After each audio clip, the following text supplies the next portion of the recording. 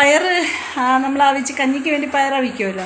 ആ പയർ അവിച്ചത് മിച്ചം വന്ന് പിറ്റേ ദിവസം ഇരിക്കുകയാണെങ്കിൽ അതിന് നമുക്കൊരു കാര്യം ചെയ്തെടുക്കാം. അവിച്ചതല്ലേ, അതിനെ കുറച്ചുകൂടെ ഒന്ന് ടേസ്റ്റി ആക്കി എടുക്കാം. അതെങ്ങനെ നോക്കാം. ഓക്കെ. അപ്പോൾ അതിൽ ഇവിടെ കറണ്ട് ഇല്ല, അതുകൊണ്ട് എനിക്ക് കാണിച്ചു തരാൻ പറ്റില്ല.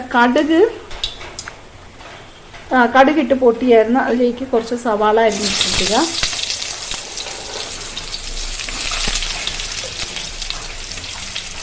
വെളുത്തുള്ളിയും കൂടെ കുറച്ച് ഇങ്ങനെ നീളത്തിന് അരിഞ്ഞിടുക.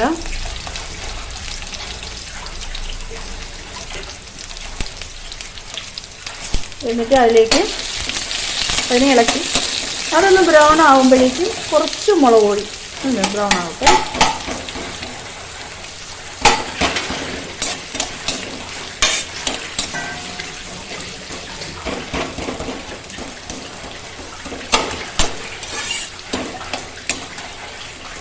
ഇത് ലോ ഫ്ലെയിമിലാണ് ഇട്ടേക്കുന്നത്. ഒന്ന് കൂട്ടി കൊടുക്കാം.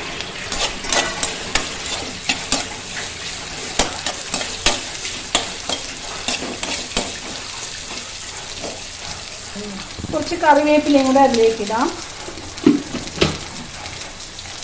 ഞാൻ ഇന്നലെ പയർ അവിച്ചപ്പോഴേക്കും അതിൽ കുറച്ച് ഉപ്പ് കുറവായിരുന്നു. അപ്പോൾ ഈ സവാള ഇട്ടേക്കിനെ കൂടെ കുറച്ച് ഉപ്പും കൂടെ ഇടാം.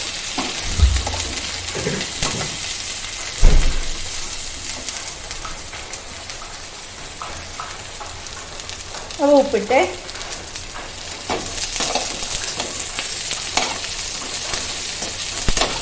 എന്നിട്ട് അത് നല്ലതുപോലെ ഇളക്കി ബ്രൗൺ ആകുമ്പോഴേക്ക്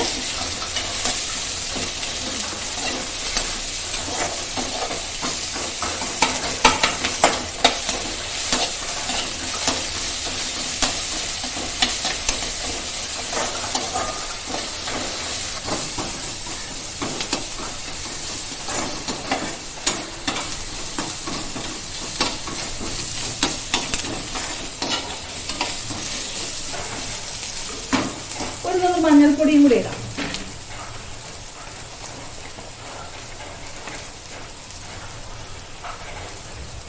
കാരണം കുറച്ച് പയർ വെച്ചത് മിച്ചമുള്ളൂ. അപ്പോൾ അതിലേക്ക് വേണ്ടത് മതിയല്ലോ.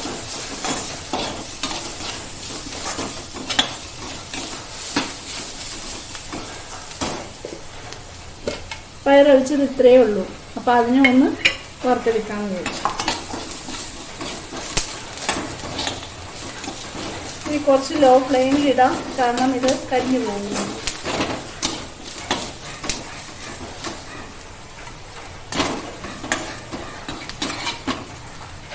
ഇത് ഈ കളറിലേ ഉള്ളൂ. കുറച്ചുകൂടെ ഒന്ന്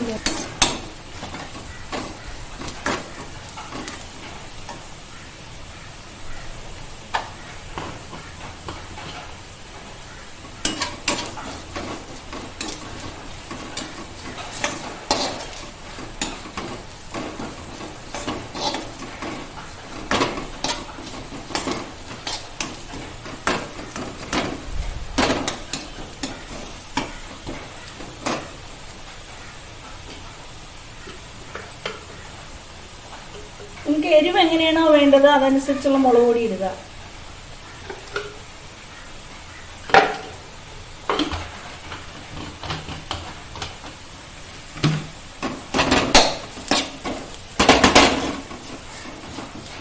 ഇളക്കി കൊടുത്തിട്ട് കുറച്ച് മല്ലിപ്പൊടിയും കൂടി ഇടാം. അപ്പോൾ ഒരു ടേസ്റ്റ് വേറൊരു ലെവലിലെത്തും.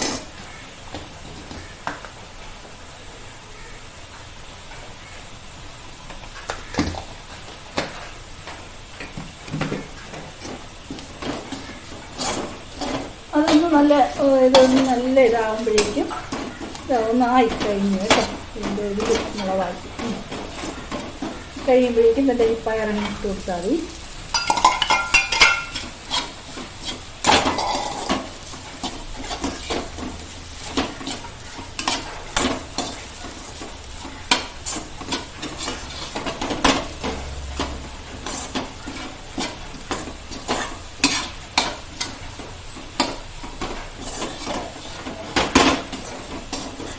ഇതാണ് ശരിക്കും പയറ് മെഴുക്ക് പുരട്ടി എടുക്കുന്നത്. ഇങ്ങനെയാണ്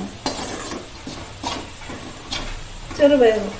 നമ്മളിവിടെ എല്ലാവരും അങ്ങനെയല്ല ചെയ്യുന്നത്, പക്ഷെ ഇത് നിങ്ങൾ ചെയ്ത് നോക്കും, നല്ല ടേസ്റ്റാണ്.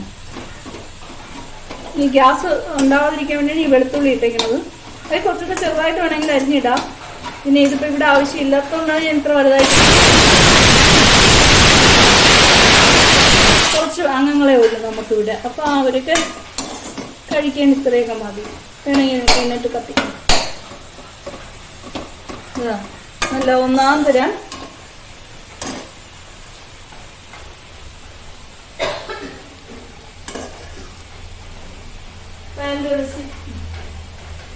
ഓക്കെ ആയിട്ടുണ്ട്. ഇത് ഒരല്പം കൂടെ ഒന്ന് ഇളക്കാം, കാരണം അതിൻ്റെ ഒന്നും ചൂടാവണ്ടേ പയറ്.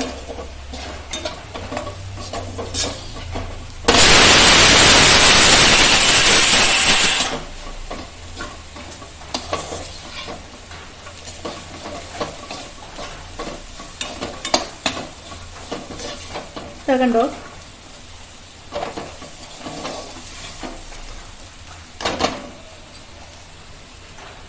അടിപൊളിയല്ലേ? എല്ലാവരും ട്രൈ ചെയ്ത് നോക്കണേ.